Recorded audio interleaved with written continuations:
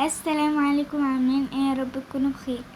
النهارده بقى هنعمل مع بعض كشري مصري بطريقه حلوه جدا. وهنا بقى معايا الصلصه والدقه، وهقول لكم سر للصلصه علشان يبقى طعم الصلصه حلو، وهتبقى احلى من محلات.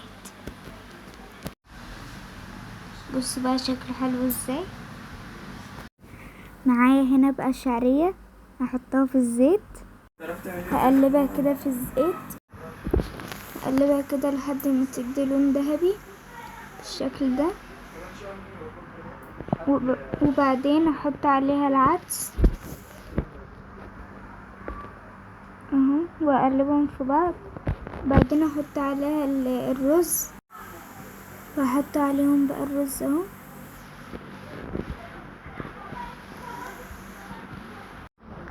وهقلبهم كده في بعض اهو،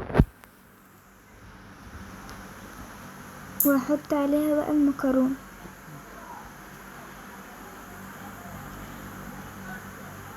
هقلبهم بقى كده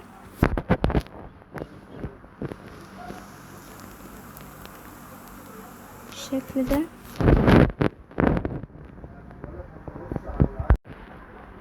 وهحط عليهم بقى ميه وهقلب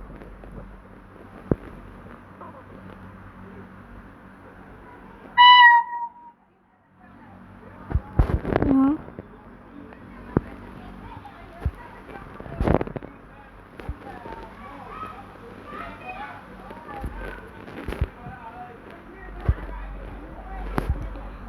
وبعدين نحط عليهم شوية ملح وفلفل اسود، واحط عليهم بقى توابل الكشري المصري، واحط شوية توم،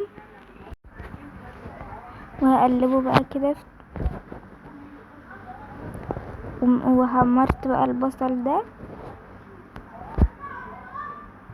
اهو. وهاخد كده البصل وننعمه اهو. وهجيب بقى حتة توم وشوية زيت، واحط هنا بقى شوية ملح، وهقلبهم كده.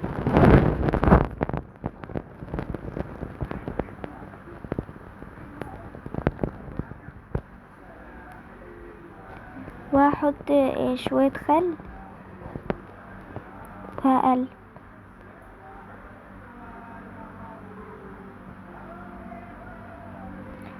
معايا هنا بقى الصلصة هي بتغلي،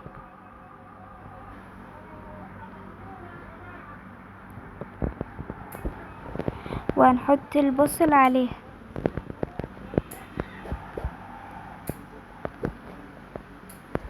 نقلبهم كده في بعض.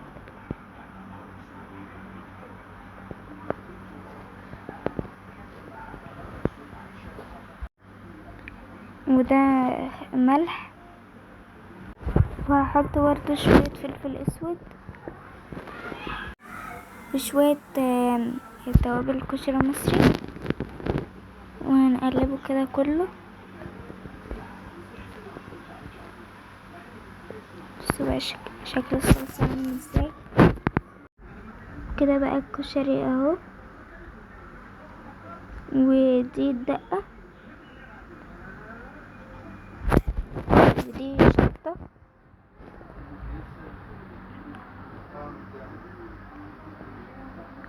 ودي بقى الصلصة.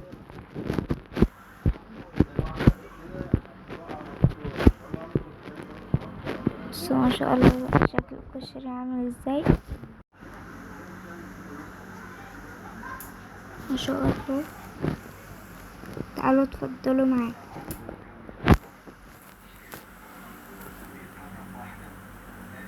وهنعصر عليها كده ليمون